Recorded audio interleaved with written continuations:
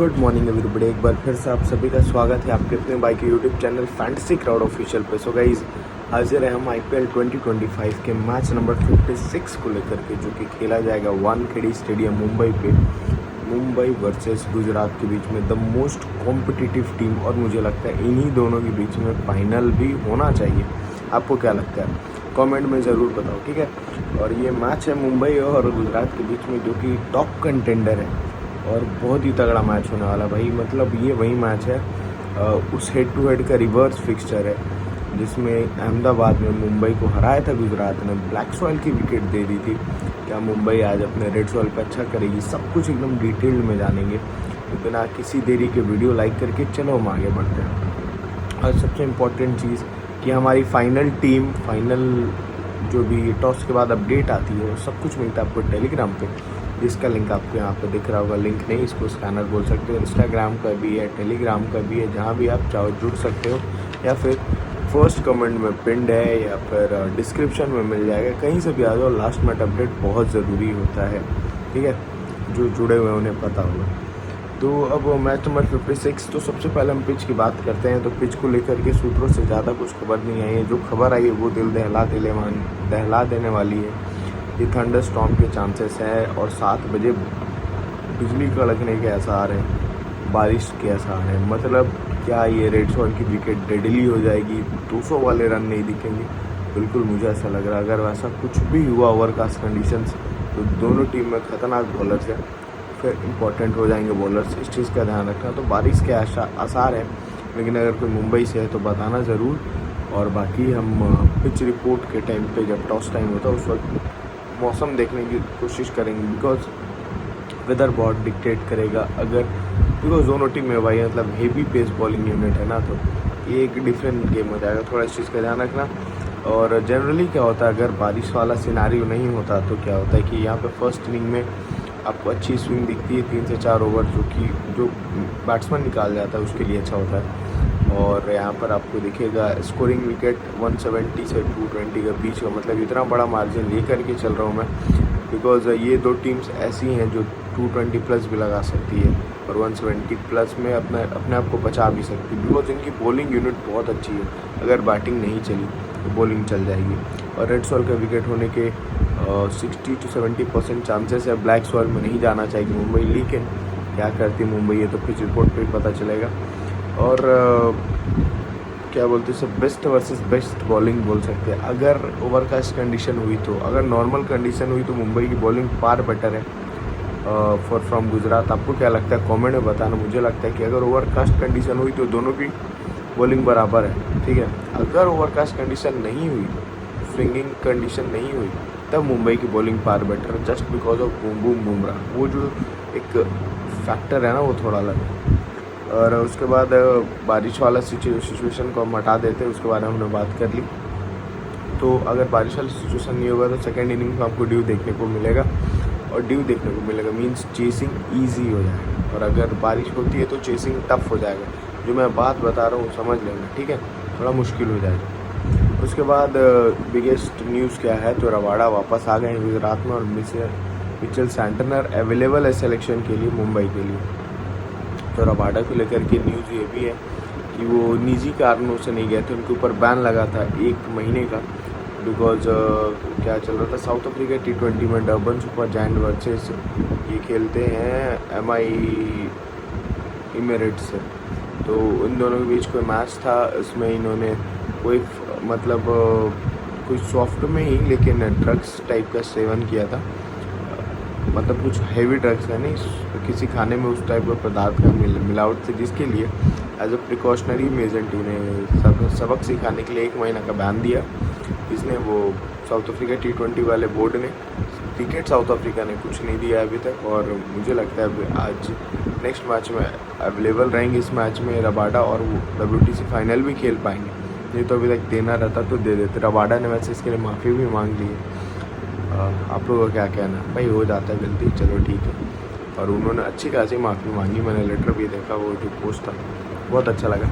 But still चलो अब चलते हैं प्रोबेबल 12 की तरफ। ये वीडियो थोड़ा सा बड़ा होगा, इसीलिए 1.5x में बढ़ा लेना, फ़ायदा आप लोग को होगा। बिकॉज मैं बहुत सारी चीज़ें डीपली समझाना चाहता हूँ ग्रैंड लीग्स को लेकर के भी। और अगर इस मैच की लाइव मैं नहीं दे पाया तो ये वीडियो आपके लिए बहुत इंपॉर्टेंट हो जाएगा, बिकॉज सुबह के 4 बजे मैं ये रिकॉर्ड कर रहा हूँ, 6 बजे मुझे अपने शिफ्ट पकड़ना है, ड्यूटी जाना है। समझ सकते हो कि इंपॉर्टेंस क्या है इस मैच की ग्रैंड लीग्स के लिए, इसीलिए वीडियो बहुत इंपॉर्टेंट है। अपने गट फीलिंग पर ज़रूर जाना। चलो अब हम आते हैं पहले प्रोबेबल 12 देखते हैं दोनों टीम। एक एक प्लेयर को लेकर के हम डिस्कस करेंगे।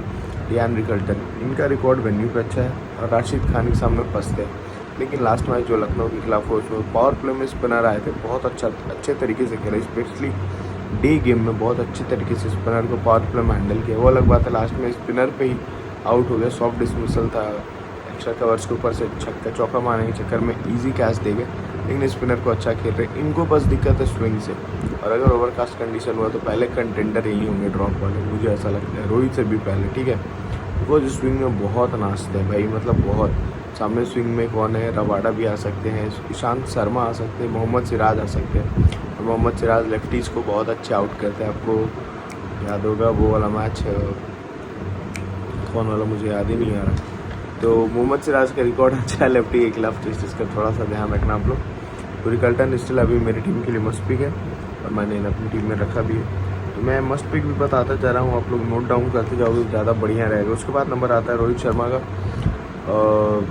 रोहित शर्मा और रियान रिकल्टन दोनों को आप चेस में रख करके जाना। अगर ओवरकास्ट वाला कंडीशन नहीं हुआ तो CVC करके भी जा सकते हो। वैसे कंडीशन में कैप्टन रिकल्टन को कर देना चेस के टाइम पे। मैं एक पॉइंट बता रहा हूँ, चेस के टाइम पे रिकल्टन को कैप्टन करके आप बिल्कुल जा सकते हो। और कोई एक मुंबई का बॉलर फर्स्ट इनिंग में, चाहे वो बोल्ट हो, चाहे बुमराह हो, चाहे कॉर्बिन बॉश हो, जो डेथ में आ रहे हैं, कुछ भी हो सकता है। बहुत डिफरेंशियल पिक है भाई, थोड़ा ध्यान से, है ना। तो रोहित शर्मा को दिक्कत है रबाडा से, प्रसिद्ध कृष्णा से, राशिद से, और वेन्यू पर रिकॉर्ड इनका ठीक ठाक है, लेकिन हेड टू हेड में दिक्कत है। लेकिन हेड टू हेड ज़्यादातर टीम इन लोगों ने खेला है कहाँ पे, गुजरात में, अहमदाबाद में। तो वहाँ पर ब्लैक्स वाले विकेट पे यहाँ फंसे। जितना पेस इन्हें मिलता है, पेस पसंद करते हैं, बट थोड़ा सा स्विंग में फंस जाते हैं। तो पेस अगर मिलेगा इन्हें तो ईजिली खेलेंगे, लेकिन अगर स्विंग मिलेगा तो रोहित शर्मा ने को जिस तरह लास्ट बार सिराज ने आउट किया था, मुझे सिराज से इस मैच में कुछ खासा उम्मीद नहीं है, अंटिल अनलेस ओवरकास्ट वाला कंडीशन हो जाए। ठीक है, और तो फर्स्ट बैटिंग में आप फिर भी ड्रॉप करने का रिस्क ले सकते हो रोहित शर्मा को, लेकिन चेस में आपकी टीम का मस्ट पार्ट होना चाहिए रोहित शर्मा।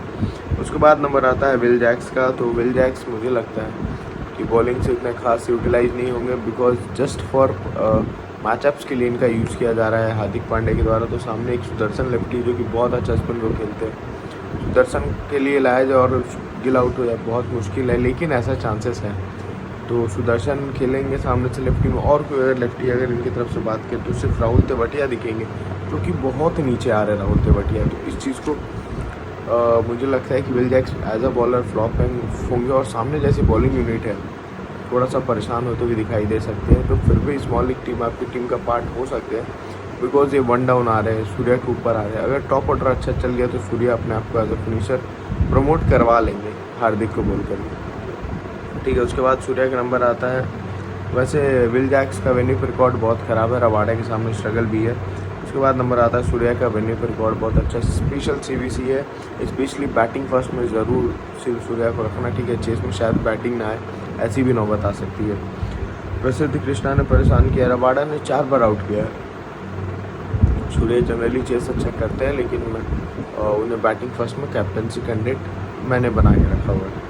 तिलक वर्मा का वेन्यू पे रिकॉर्ड ख़राब है, हेड टू हेड में रिकॉर्ड ख़राब है, लेकिन तिलक वर्मा 1 डाउन आ रहे थे तो अच्छा था।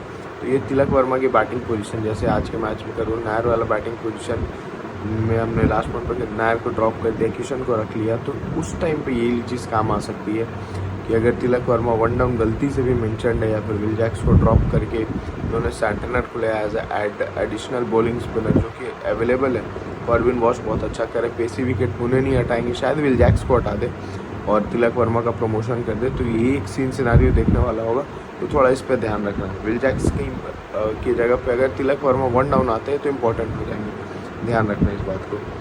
हार्दिक पांड्या मस्ट पिक है बिकॉज ऑफ हिज बॉलिंग, और शायद अगर बुमराह को अगर ये लोग क्या हार्दिक ही पावर प्ले में अगर यूटिलाइज़ करें तो डेथ वाला फेज जो बुमराह करते हैं वहाँ पे शायद हार्दिक की इंपॉर्टेंस थोड़ी सी बढ़ जाएगी। तो फिर वैसे कंडीशन में हार्दिक पांड्या इंपॉर्टेंट हो जाएंगे, स्पेशली बॉलिंग फर्स्ट।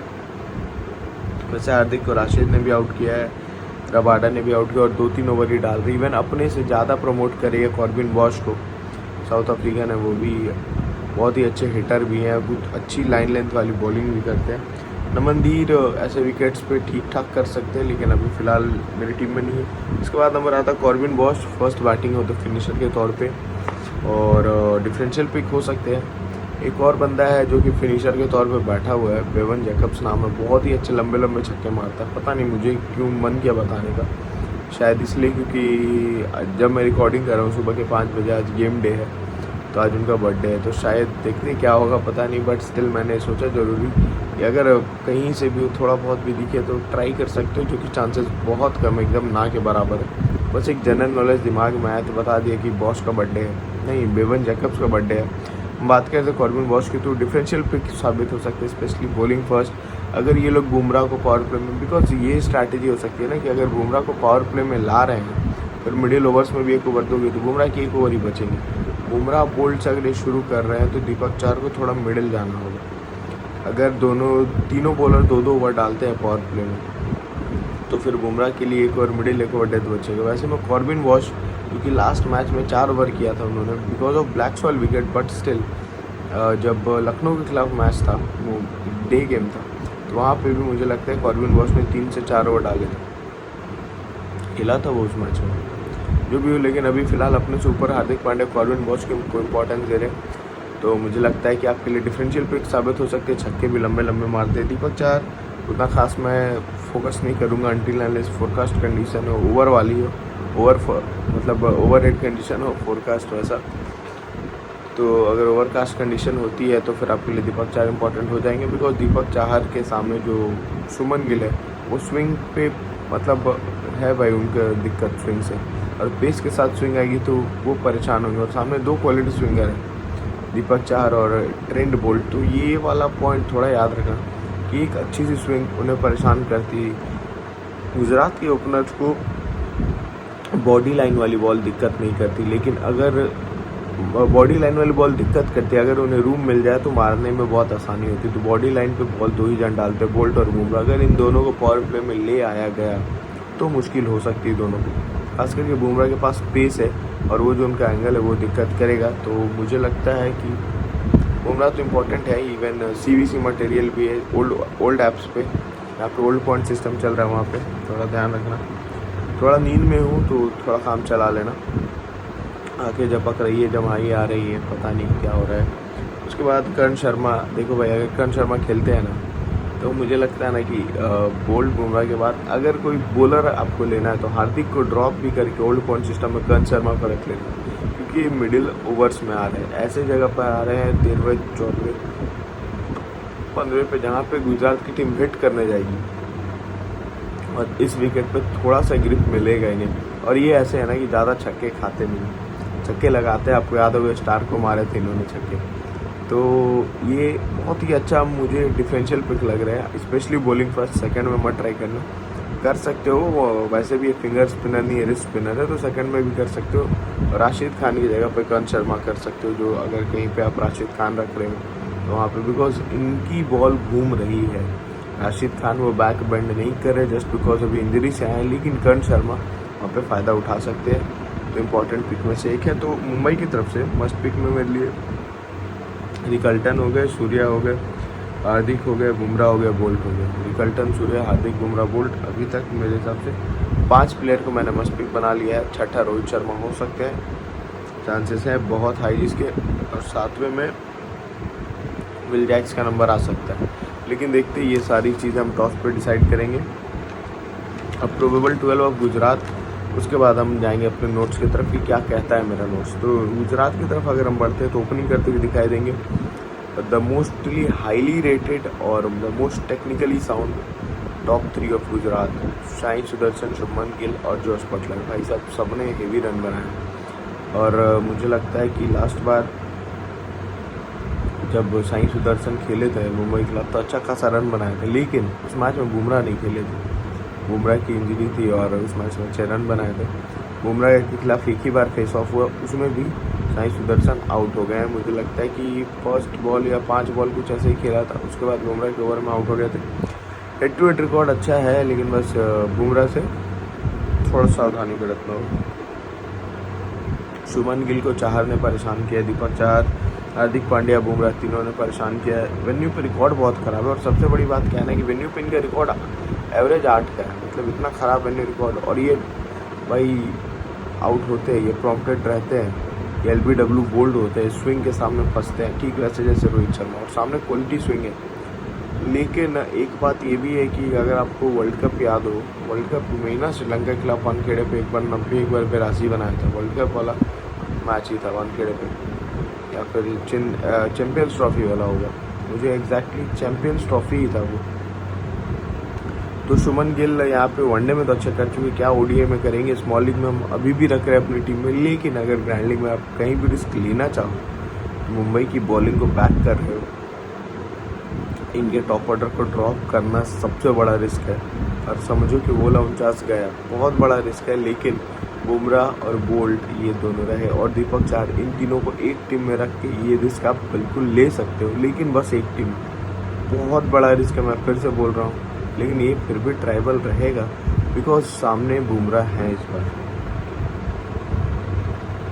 बटलर का वेन्यू और हेड टू हेड रिकॉर्ड ठीक है, तो बटलर स्पेशली अभी मेरी टीम में, इवन आपके CBC ऑप्शन लिस्ट में भी होना चाहिए। वॉशिंगटन सुंदर ड्रॉप या फ्लॉप, मुझे नहीं लगता। बैटिंग के अलावा इनकी बॉलिंग उतना काम आने वाली है।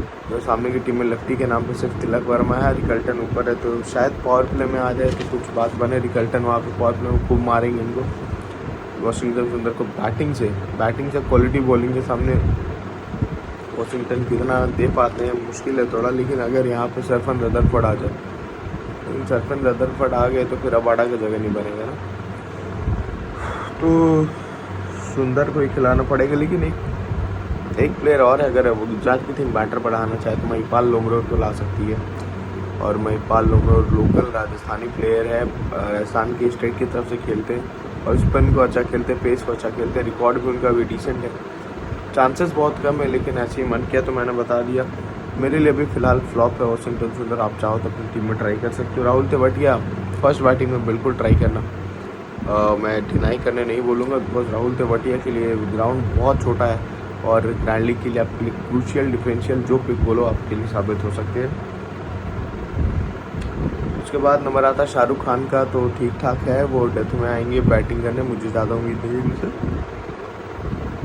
इनमें और राहुल तेवतिया में किसी एक को रखना होगा, तो मुझे लगता है कि अगर आप सुंदर को ड्रॉप कर रहे हो तो आपको राहुल तेवतिया को प्रमोशन मिल सकता है लेफ्टी राइटी कॉम्बिनेशन के नाम पे। राशिद खान वेन्यू पे बहुत अच्छा रिकॉर्ड है, बस फॉर्म खराब है। स्मॉल लीग टीम में आप रख भी सकते हो, न्यू पॉइंट सिस्टम में ड्रॉप भी कर सकते हो, ओल्ड पॉइंट सिस्टम में मैंडेटरी हो जाएगा, बिकॉज यहाँ पे सेकेंड इनिंग में खास करके अगर ड्रॉप करने का रिस्क लेना है तो फर्स्ट इनिंग में कर देना, सेकेंड इनिंग में मत करना। सेकेंड इनिंग में क्रूशियल हो जाते हैं, और ये कभी कभी फर्स्ट इनिंग में भी डेथ में आ जा रहे हैं बॉलिंग करने, तो इस चीज़ का थोड़ा ध्यान रखना।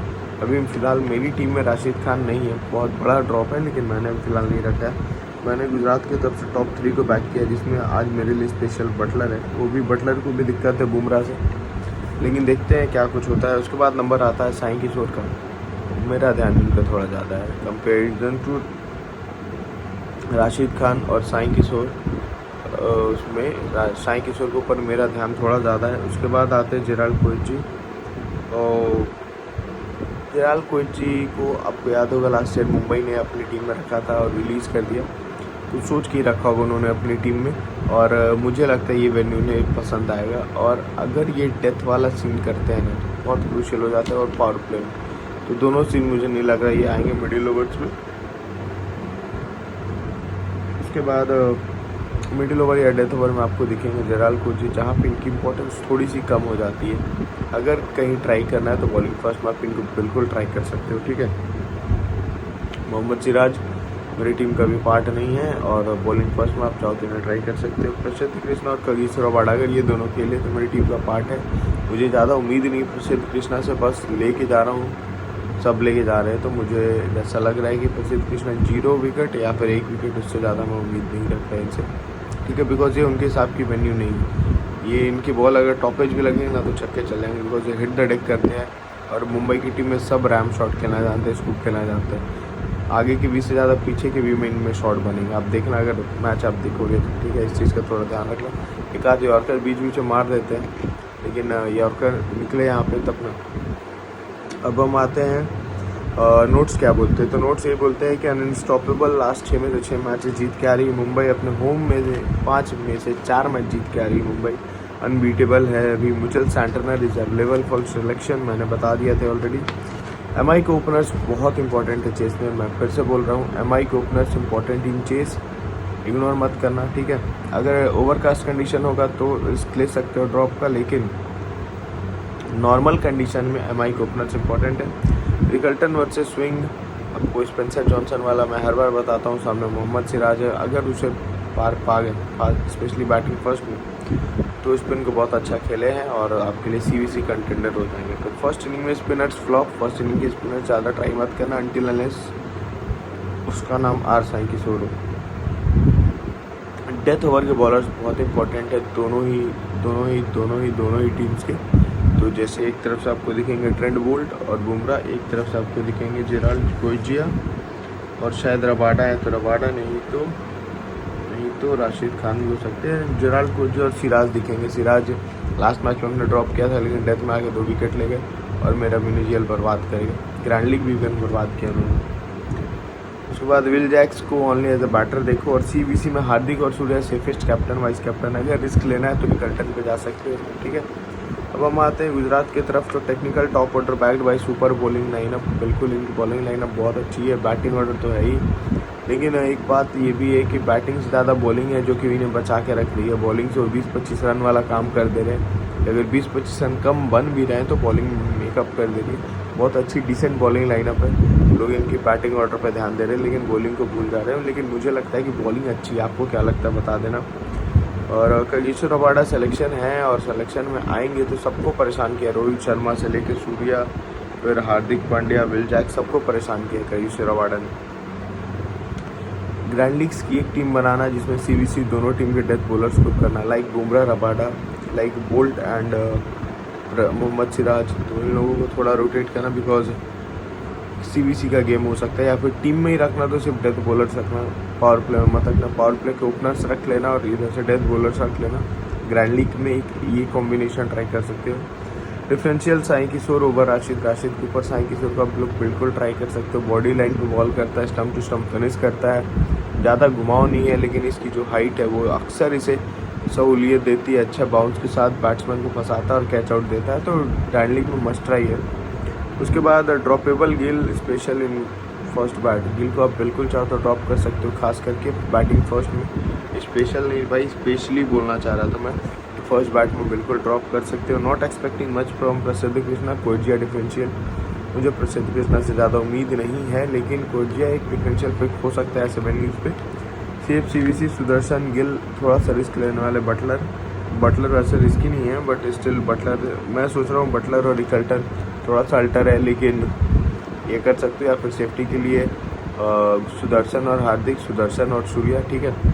तो ये सारी मेरे नोट्स से है, नोट्स मैं भेज दूंगा आप लोगों को। तो आप लोगों को क्या लगता है, किसको सपोर्ट कर रहे हो? मैं अभी स्लाइटली फेवर हूँ थोड़ा सा, जो भी टीम चेस करेगी उसको, ठीक है। जो भी टीम बॉलिंग फर्स्ट करेगी उसको, इसमें हाई चांसेस है। अगर मुंबई करेगी तो डोमिनेंस के साथ जीतेगी, अगर गुजरात करेगी तो जीत जाएगी, बस, ठीक है। तो उम्मीद करता हूँ आज की वीडियो में इतना ही। आप लोगों को अच्छा लगा होगा तो please do like, share, comment, subscribe. इतना सारा बोलने नहीं आता मुझे, बिकॉज क्या ही करूँ। तो नमस्कार, चलते हैं, अब मिलते हैं नेक्स्ट वीडियो में। तब तक ऑल द बेस्ट।